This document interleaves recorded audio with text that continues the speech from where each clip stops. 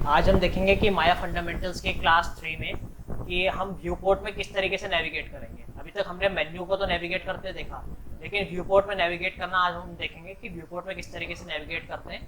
तो चलिए स्टार्ट करते हैं। तो सबसे पहले माया का जो व्यू पोर्ट है, इसका मैं आपको माउस के कंट्रोल्स बता दूं। सबसे पहले अगर आपको व्यू पोर्ट रोटेट करना है तो आप ऑल्ट के साथ लेफ्ट माउस बटन दबाएंगे और जिस डायरेक्शन में आप माउस को रोटेट करेंगे उस डायरेक्शन में आपका व्यू पोर्ट रोटेट हो जाएगा। ठीक है, ये आपका ऑल्ट आपको दबा के रखना है, ऑल्ट प्रेस करके रखना है और लेफ्ट माउस बटन को क्लिक करके रखना है। तो आप फिर व्यू पोर्ट को अपने हिसाब से जिस डायरेक्शन में चाहें रोटेट कर सकते हैं। अब ये तो हो गया हमारा व्यू पोर्ट का रोटेशन का। अगर हमें व्यू पोर्ट से जूम इन या जूम आउट करना है तो उसके लिए क्या करना पड़ेगा। व्यू पोर्ट से अगर हमें जूम आउट करना है तो सबसे अच्छा ऑप्शन है कि आप स्क्रॉल व्हील का यूज़ करें। स्क्रॉल व्हील को अगर आप अपनी साइड मतलब बैकवर्ड्स स्क्रॉल करेंगे तो जूम आउट होगा, और स्क्रॉल व्हील को आगे की तरफ सिस्टम की तरफ जूम इन करेंगे, स्क्रॉल करेंगे तो जूम इन होगा। ठीक है, तो ये सिंपल सा है, ये आपका जूम आउट है। स्क्रॉल व्हील को बैकवर्ड स्क्रॉल करना और स्क्रॉल व्हील को फॉरवर्ड स्क्रॉल करने से जूम इन होता है। ठीक है, और एक ऑप्शन माया आपको और देता है, वो है एंकर का। एंकर आपका तब काम करता है जब आप ऑल्ट दबा के राइट माउस बटन के साथ अपने माउस को ड्रैग करते हैं। जब आप ऑल्ट के साथ अपने राइट माउस बटन को ड्रैग करेंगे तो आपका व्यू पोर्ट एंकर्ड हो जाएगा। एक तरीके से एंकर्ड और जूम इन जूम आउट में ज़्यादा फर्क नहीं है, बस इसको ये कह सकते हैं कि एंकर्ड आपका एक तरीके से वही काम कर रहा है, लेकिन जैसे जूम इन जूम आउट हम स्क्रॉल व्हील का घुमा रहे हैं तो वो इंक्रीमेंटली हो रहा है वन बाय वन, और ऑल्ट और जब राइट क्लिक के साथ हम करते हैं ये एंकरिंग तो ये आपका एक साथ काम करता है। तो दोनों का फंक्शन सेम ही है, दोनों में आप किसी भी तरीके से नेविगेट कर सकते हैं। चाहे आप जूम इन जूम आउट के लिए आप स्क्रॉल व्हील का यूज़ करें, या अगर आप ऑल्ट और राइट माउस बटन का यूज़ करें तो आप एंकरिंग के थ्रू भी जूम इन जूम आउट कर सकते हैं। ठीक है, तो ये बेसिक इंटरफेस नेविगेशन था माया का। मुझे लगता है सबको समझ आ गया होगा। अभी हम देखते हैं कि माया में अगर हमें व्यू चेंज करना है, सपोज अभी मैं यहाँ पे जो ये मेरा व्यू चल रहा है ये पर्सपेक्टिव व्यू है। अगर मुझे किसी और व्यू में जाना है, बाई चांस फ्रंट व्यू में, साइड व्यू में या टॉप व्यू में, तो मैं किस तरीके से जाऊँगा। इसमें कुछ नहीं करना, हमें बस स्पेस बटन दबाना है। स्पेस बार हम दबाएंगे तो माया अपने डिफॉल्ट 4 व्यूज में डिवाइड हो जाएगा। ठीक है, तो आपके पास यहाँ पे दिखा रहा है 4 व्यूज। एक है टॉप, ये हमारा पर्सपेक्टिव है, ये हमारा फ्रंट है और ये हमारा साइड है। और अगर आपको जिस व्यू में भी जाना है माया में, आप उस व्यू को लेफ्ट माउस क्लिक से सिलेक्ट करेंगे और उस पर क्लिक कर देंगे। तो जैसे ही आप उस पर क्लिक करेंगे वो व्यू एक्सपैंड हो जाएगा, मतलब आप इस व्यू पे आप आराम से काम कर सकते हैं। ये आपका फुल स्क्रीन व्यू हो गया। अगर आपको इससे बैक आना है तो सेम आप स्पेस बार दबाएंगे तो फिर से माया 4 व्यू में डिसइंटीग्रेट हो जाएगा, फिर आप किसी और व्यू में जा सकते हैं। बाई चांस मैंने अगर मैं बाई चांस साइड व्यू में जाना चाहता हूँ तो मैंने साइड व्यू पे लेफ्ट माउस बटन से क्लिक करा और फिर मैंने स्पेस बार दबाया तो मैं उस व्यू के अंदर चला गया। जूम आउट जैसे मैंने कहा कि इस व्यू से बाहर आना है, 4 व्यू में जाना है दोबारा, तो दोबारा स्पेस का यूज़ करेंगे। ठीक है, तो ये बेसिक इंटरफेस नेविगेशन है माया की कि आप किस तरीके से जूम इन जूम आउट और इन सबका यूज़ करते रहेंगे।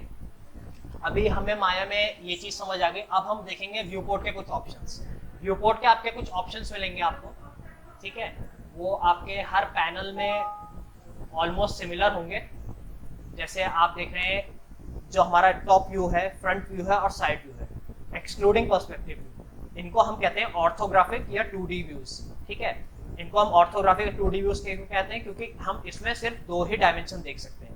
ठीक है, अगर आप सपोज मैं कोई ऑब्जेक्ट यहाँ पे बनाता हूँ, मैंने एक ऑब्जेक्ट यहाँ पे क्रिएट करा, अगर आप इस ऑब्जेक्ट को देखेंगे तो पर्सपेक्टिव में ये आपको कुछ ऐसा दिखेगा। ठीक है, लेकिन अगर मैं इसको टॉप व्यू से चेंज करना चाहता हूँ, अगर मैं टॉप व्यू में जाऊँगा तो मेरे को ये ऐसा ही दिखेगा। मैं इस व्यू में कुछ चेंजेस नहीं कर सकता, मैं इस व्यू में सिर्फ जूम इन जूम आउट कर सकता हूँ। ठीक है, तो ये बहुत बड़ा डिफरेंस है पर्सपेक्टिव व्यूज में और आपके जितने फ्रंट साइड व्यू हैं इनमें। जो पर्सपेक्टिव व्यू है उसमें आप कहीं पे भी रोटेट करेंगे तो आपका व्यू पोर्ट उस हिसाब से रोटेट हो जाएगा, लेकिन यहाँ पे आप सिर्फ आपके पास ऑप्शन सिर्फ है जूम इन जूम आउट का। आपके जितने भी ऑर्थोग्राफिक व्यूज हैं हमारे टॉप व्यू, फ्रंट व्यू और साइड व्यू। ठीक है, वैसे ही अगर मैं फ्रंट व्यू में जाऊँ तो मेरे को ऐसा व्यू दिखेगा ये ऑब्जेक्ट, और अब ऐसे ही मैं अगर साइड व्यू में जाऊँ तो ये ऑब्जेक्ट मेरे को ऐसा दिखेगा। इसमें मैं कोई व्यू पोर्ट में रोटेट नहीं कर सकता हूँ अपने व्यू पोर्ट को। व्यू पोर्ट को रोटेट में सिर्फ पर्सपेक्टिव में कर सकता हूँ, जैसे मैं यहाँ कर रहा हूँ। ठीक है, ऑल्ट के साथ लेफ्ट माउस बटन के साथ। तो इस चीज़ को हमें समझना है कि अगर हमें कभी बाई चांस आप जब मॉडलिंग करते हैं स्पेशली, तो आपको एक चीज़ कई एंगल से देखनी पड़ती है ताकि वो सही तरीके से बन रही हो। कभी कभी आपको ऐसा लगेगा कि आप पर्सपेक्टिव में आपने बिल्कुल सही वो चीज़ बैठा दी है, लेकिन अगर आप इस व्यू में चेक करेंगे, फ्रंट व्यू में या साइड व्यू में स्पेशली, तो वो चीज़ हो सकता है कि वैसी ना हो जैसी आपको पर्सपेक्टिव में दिख रही हो। ठीक है, तो इन व्यूज़ का सबका काम है, ऐसा कुछ नहीं है कि सिर्फ पर्सपेक्टिव व्यू का ही काम है, बाकी ये सारे व्यूज़ उतने ही इंपॉर्टेंट है जितना पर्सपेक्टिव है, क्योंकि पर्सपेक्टिव में आपको तीनों एक्सिस का एग्जैक्टली पता होना काफ़ी मुश्किल होता है, तो इसलिए ये टॉप, फ्रंट और साइड व्यू हमारे बहुत काम आते हैं बाद में, अगर हम इसको चेंज करना चाहते हैं तो, और मॉडल में या आपके रिग में कुछ चेंजेस करना चाहते हैं ऐसे जो हमें पर्सपेक्टिव में क्लियर नहीं हो पा रहे। ठीक है, तो जैसे आप ये धीरे धीरे करते जाएंगे वैसे वैसे आपको समझ आ जाएगा कि किस तरीके से ये सारे चारों के चारों व्यूज आपके लिए इंपॉर्टेंट है। अब हम देख लेते हैं व्यू पोर्ट के कुछ मेन्यूज। ठीक है, मैं पर्सपेक्टिव व्यू में जा रहा हूँ और व्यू पोर्ट में हमारे पास कुछ मेन्यू आता है, उसमें हम देख लेते हैं। यहाँ पे आपका एक ऑप्शन आ रहा है व्यू सिलेक्ट कैमरा। ठीक है, यहाँ से आप कैमरा सिलेक्ट कर सकते हैं, लॉक कैमरा से आप कैमरा लॉक कर सकते हैं एज यूजुअल, और यहाँ पे कुछ अंडू और रीडू भी हैं। इसका ध्यान रखिएगा कि ये अंडू और रीडू सिर्फ व्यू के चेंज पे है। समझ ले अभी मेरा व्यू ऐसा है और मैंने इसको थोड़ा सा ऐसा रोटेट कर दिया, तो मैं चाहता हूँ मैं दोबारा प्रीवियस व्यू में जाऊँ, तो मैं इसको अंडू कर दूंगा, तो ये दोबारा प्रीवियस व्यू पे आ जाएगा। ठीक है, ये सिर्फ आपका व्यू चेंज करेगा, ये आपके ऑब्जेक्ट्स पे कोई चेंजेस नहीं करेगा, आपके सिर्फ व्यू पोर्ट पे चेंजेस कर रहा है, तो इसका ध्यान रखना। बाकी आपके पास कई सारे और ऑप्शंस हैं, मोस्ट प्रोबेबली यहाँ पे फ्रेम सिलेक्शन, कई सारे ऑप्शंस हैं। आपको यहाँ इमेज प्लेन का भी हमारे पास बाद में यूज आएगा, यहाँ से हम इसमें माया में कोई इमेज सीक्वेंस या मूवी भी इंपोर्ट कर सकते हैं यहाँ से। तो ये कुछ ऑप्शंस हैं, इनको हम धीरे धीरे जैसे आगे बढ़ते जाएंगे वैसे वैसे इनको डिटेल में देखते जाएंगे कि ये ऑप्शंस किस तरीके से काम करते हैं। अभी हम आ जाते हैं शेडिंग में। शेडिंग में हमारे पास जो सबसे मेन ऑप्शन है वो है वायर फ्रेम और स्मूथ शेड ऑल। अगर हम इसको वायर फ्रेम कर देता हूँ तो इसका व्यू पोर्ट देखिए बिल्कुल वायर फ्रेम में आ रहा है, इसकी शेडिंग जो है, जो इसका मटेरियल आ रहा था वो चला गया है। ठीक है, तो अगर मैं इसको फिर से स्मूथ शेड ऑल कर देता हूँ तो इसकी शेडिंग वापस आ जाएगी। वैसे ही यहाँ पे एक ऑप्शन है बाउंडिंग बॉक्स। बाउंडिंग बॉक्स जो आपका काम करता है, ये देखिए बाउंडिंग बॉक्स आप कह सकते हैं कि सिर्फ एक रिप्रेजेंटेशन देता है आपको कि आपका ऑब्जेक्ट अभी यहाँ पे कोई ऑब्जेक्ट रखा है। ये ऑब्जेक्ट की आपको जो शेप है उसको डिटरमाइन नहीं करता। अगर मैं इस ऑप्शन को ऑफ करता हूँ, जैसे मैं यहाँ पे बाउंडिंग बॉक्स को ऑफ, मैं यहाँ पे स्मूथ शेड ऑल कर रहा हूँ दोबारा, तो देखिए आपका ऑब्जेक्ट जो है सेम उसी शेप का है जैसा हमने बनाया था। लेकिन जब हम इसे बाउंडिंग बॉक्स करते हैं, ये मोस्टली आपका जैसे आप बहुत बड़े हैवी सीन्स में काम कर रहे हैं माया में, तो उसको जब सेव करा जाता है तो as a bounding box save करा जाता है। इसलिए करा जाता है ताकि फाइल में लॉस ना हो, बाय चांस कभी डेटा कोई करप्ट हो जाए और फाइल ओपनिंग में टाइम कम लगे। क्योंकि जब आप as a bounding box save करते हैं तो माया सिर्फ उस ऑब्जेक्ट की एज अ ग्राफिकल रिप्रेजेंटेशन आपको दिखाता है, उस ऑब्जेक्ट को जो विजिबली वो जो एक्चुअल में वो ऑब्जेक्ट जैसा दिखता है वैसा नहीं दिखाता। ठीक है, तो ये आपको ध्यान रखना है कि ये एक ऑप्शन है। बाकी हमारे पास और भी कुछ ऑप्शन है, एक्सरे जैसे एक ऑप्शन है, एक्सरे के थ्रू आप आर पार देख सकते हैं ऑब्जेक्ट के। ठीक है, और आपके पास ऐसे ही कई सारे ऑप्शन है। बैक फेस कलिंग हम बाद में देखेंगे, ये आपका मॉडलिंग में काम आता है। बैक फेस कलिंग ये हम कुछ मॉडलिंग करते हैं तो कभी कभी हमारे को कुछ पोर्शन दिख नहीं रहा होता है, तो बैक फेस कलिंग को ऑप्शन को ऑन ऑफ करके हम उस पर वर्क कर सकते हैं। ठीक है, यहाँ पे हमारा थर्ड ऑप्शन है लाइटिंग का।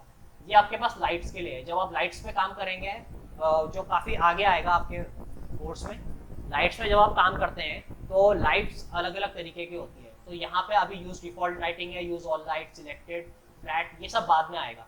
टू साइडेड लाइटिंग, तो आपका ऑब्जेक्ट अलग तरीके का दिखने लग जाएगा। ये सब बाद में हम कवर करेंगे। फिलहाल मैं यूज डिफॉल्ट लाइटिंग कर रहा हूँ और टू साइडेड लाइटिंग को ऑफ कर रहा हूँ। ठीक है, अब हमें ये भी देखना है कि हमने जैसे अभी थोड़ी देर पहले वायर फ्रेम का ऑप्शन देखा था कि वायर फ्रेम हम यहाँ से कर रहे थे। स्मूथ शेड ऑल अगर करते हैं और इसका एक्सरे ऑफ कर देते हैं तो स्मूथ शेड ऑल, हमारी शॉर्टकट जो है स्मूथ शेड ऑल की वो है 5। अगर आप 5 दबाते हैं किसी ऑब्जेक्ट में, बाई चांस आपका ऑब्जेक्ट वायर फ्रेम मोड में हो रखा है, ठीक है, तो आप इसकी शेडिंग देखना चाहते हैं तो आप 5 नंबर का बटन प्रेस करेंगे कीबोर्ड पे, तो आपको उसकी शेडिंग दिखाने लग जाएगा। वैसे ही आप वायर फ्रेम मोड पे जाना चाहते हैं तो 4 नंबर प्रेस करेंगे। ठीक है, वायर फ्रेम में जाने के लिए 4 और स्मूथ शेड में जाने के लिए 5। ठीक है, और वैसे हमारे पास कुछ और भी ऑप्शन है, इनको हम आगे देखते हैं कि किस तरीके से यूज होंगे।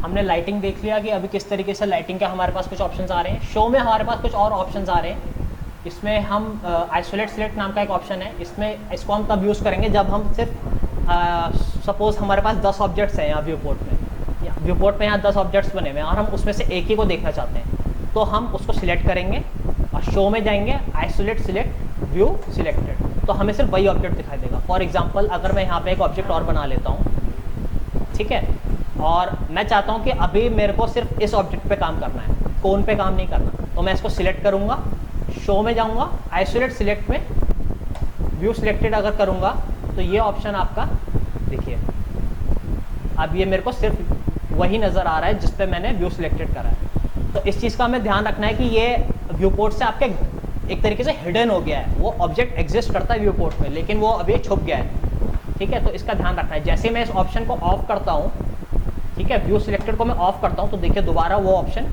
आपका जो कोन था वो दोबारा दिखने लग गया। तो इससे सिर्फ हाइड होता है। ये कभी कभी तब आपके लिए काम आता है जब आपके पास बहुत सारे ऑब्जेक्ट्स हों व्यू पोर्ट में और आप किसी एक ऑब्जेक्ट पे काम करना चाहते हो, चाहे वो एनिमेशन हो चाहे मॉडलिंग हो, ठीक है। तो ये ऑप्शन तब काम आता है, काफ़ी हैंडी ऑप्शन है। बाकी हमारे पास यहाँ पे कुछ ऑप्शन हैं, शो यहाँ पे एक ऑल है और एक नन है। जो आपका ऑल का ऑप्शन है, ऑल का ऑप्शन आपका क्या करता है कि आपकी जितने भी ये यहाँ पे चीज़ें यहाँ पे दिखा रहा है, जितने भी ऑप्शन यहाँ पे दिखा रहे हैं, ये सारे इनेबल कर देगा। और अगर हम इसे नन कर देते हैं तो सारे ऑप्शंस ऑफ हो जाएंगे। यहाँ पे आप देख सकते हैं, ठीक है। अगर मैं इसे दोबारा ऑल कर देता हूँ तो सारे ऑप्शंस इनेबल हो जाएंगे यहाँ पे। ये हम धीरे धीरे देखेंगे जैसे हम आगे बढ़ते जाएंगे कि पॉलीगन्स क्या है, लाइट्स, कैमराज, तो ये उस हिसाब से आप इनकी मैनुअली भी हैंडलिंग कर सकते हो। बाय चांस जैसे अभी मैंने यहाँ पे पॉलीगन बनाए, अगर मैं चाहता हूँ कि मुझे कोई पॉलीगन्स ना दिखे सीन में, तो मैं पॉलीगन्स का टिक मार्क ऑफ कर दूंगा, तो देखिए दोनों पॉलीगन्स गायब हो गए, एक तरीके से सिर्फ हाइड हुए हैं। जैसे हमने पहले कहा था वो एग्जिस्ट करते हैं अभी भी व्यू पोर्ट में, अगर मैं इसको टिक कर दूंगा तो वो दोबारा आ जाएंगे, ठीक है। तो ये सिर्फ हाइड करने का ऑप्शन है, इससे आपका वो जो आपने बनाया है वो डिलीट नहीं हो रहा है, वो सिर्फ हाइड हो जाता है। वैसे हम और कई चीज़ों में कर सकते हैं, ये कई सारे ऑप्शन हैं हमारे पास, controllers, nerves, curves, cameras, lights, तो इसको हम आगे चल के देखेंगे कि ये किस तरीके से काम करता है। रेंडरर आपका एक ऑप्शन आता है, रेंडरर माया का आपको बेसिक अभी व्यू पोर्ट 2.0 ही दिखा रहा है, तो इसमें ज़्यादा कुछ चेंजेस नहीं करने। जब हम आगे रेंडरिंग के बारे में पढ़ेंगे तब इसको देखेंगे कि इसको किस तरीके से हैंडल करा जाता है व्यू पोर्ट को, और इसमें क्या क्या हमें ऑप्शंस मिलते हैं। अब आ जाते हैं लास्ट ऑप्शन पे। लास्ट ऑप्शन है हमारा पैनल्स। पैनल्स में देखो आपको सबसे पहले मिलता है पर्सपेक्टिव। पर्सपेक्टिव जैसे कि मैं अभी यहाँ पे हूँ, ये मेरा पर्सपेक्टिव है। अगर मैं यहाँ पे कुछ कैमरे के ऑप्शंस हैं जो बाद में कवर होंगे, स्टीरियो, क्रिएट स्टीरियो, ऑर्थोग्राफिक जैसे मैंने आपको बताया था, फ्रंट व्यू, साइड व्यू और टॉप व्यू। अगर मैं ऑर्थोग्राफिक व्यू में जाना चाहता हूँ, बाई चांस साइड व्यू में जाना चाहता हूँ, तो मैं यहाँ से भी जा सकता हूँ। इंस्टेड कि मैं स्पेस बार दबाऊँ और यहाँ से साइड व्यू को सिलेक्ट करूँ और तब उसमें जाऊँ, ठीक है। तो आप डायरेक्टली यहाँ से भी नेविगेट कर सकते हैं ऑर्थोग्राफिक व्यूज़ पे, और अपना भी एक कस्टम व्यू बना सकते हैं अगर आप बनाना चाहते हैं तो। लुक थ्रू सिलेक्टेड भी एक ऑप्शन है, ये आपका मोस्टली कैमरास के टाइम काम आता है। समझ लीजिए आपने कोई कैमरा लगा रखा और आप देखना चाहते हैं कि उस कैमरे के थ्रू आपको ऑब्जेक्ट कैसा दिख रहा है, तो आप कैमरे को सिलेक्ट करेंगे। जैसे कि मैं यहाँ फॉर एग्जांपल यहाँ पे अगर इसको हम एज अ कैमरा लेते हैं और इसको हम अगर यहाँ पे जाके पैनल्स में जाके लुक थ्रू सिलेक्टेड करेंगे, तो देखिए अब ये इसके अंदर से चीज़ें दिखा रहा है, ठीक है। और अगर मैं इससे बाहर आना चाहूँ तो मैं इससे बाहर नहीं आ सकता, क्योंकि अभी ये इसका व्यू चेंज हो गया है। तो मेरे को दोबारा अभी देखिए यहाँ पे एक नया ऑप्शन ऐड हो गया, कैमरा शेप 1, मतलब कैमरा शेप 1, अभी हम उस ऑब्जेक्ट के अंदर से चीज़ों को देख रहे हैं, ठीक है। अगर मैं पर्सपेक्टिव करता हूँ तो मैं दोबारा बाहर आ जाऊँगा उस व्यू से, ठीक। तो ये ऑब्जेक्ट, ये जो आपका ऑप्शन है ये मोस्टली कैमरास के लिए होता है। बाकी यहाँ पे कुछ ऑप्शन है, पैनल में आपके पास कुछ ऑप्शंस दे रखे हैं जो कि बाद में कवर होंगे, तो हम उनको उसी हिसाब से देखेंगे। ये आपको एक तरीके से शॉर्टकट्स दे रखे हैं कि आप इनको इजीली एक्सेस कर सकें और आसानी से यूज़ कर सकें। हालांकि आपको माया में इंटरफेस से पूरा ढूंढना पड़े, उसके बजाय आप यहाँ से यूज़ कर सकें। वैसे ही हमारे पास हाइपरग्राफ पैनल है, लेआउट्स है, ठीक है। और एक बहुत इंपॉर्टेंट ऑप्शन है यहाँ पे टेयर ऑफ और टेयर ऑफ कॉपी। ये आपका बहुत ज़्यादा यूज़ होता है मॉडलिंग में और एनिमेशन में जब आप काम करते हैं। इससे आप क्या कर सकते हैं, टेयर ऑफ जैसे मैंने बताया, अगर आप टेयर ऑफ करते हैं तो आपका जो व्यू पोर्ट है वो अलग हो जाएगा, ठीक है। जो आपका ये व्यू पोर्ट है ये फ्री हो गया एक तरीके से। अब इसका जो ऑप्शन है टेयर ऑफ कॉपी, ये बहुत ज़्यादा काम आता है। टेयर ऑफ कॉपी में क्या होता है कि आपका जो व्यू पोर्ट खुला हुआ है उसी की वो एक आपको कॉपी बना के दे देगा। मतलब जो एग्जिस्टिंग व्यू पोर्ट है वो तो रहेगा ही, साथ में उसकी एक कॉपी भी आती रहेगी। तो जो चेंजेस आप करते रहेंगे वो उसकी जो कॉपी है उसमें भी होते रहेंगे। ये मॉडलिंग और एनिमेशन में बहुत ज़्यादा यूज़ होता है, तो इसका ध्यान रखना है कि ये काफ़ी ज़्यादा इंपॉर्टेंट ऑप्शन है, ठीक है। तो मेरे को लगता है आज की क्लास के लिए काफ़ी है इतना, और नेक्स्ट क्लास में कवर करेंगे कुछ और टॉपिक्स माया के। तो आज की क्लास के लिए इतना ही। Thank you.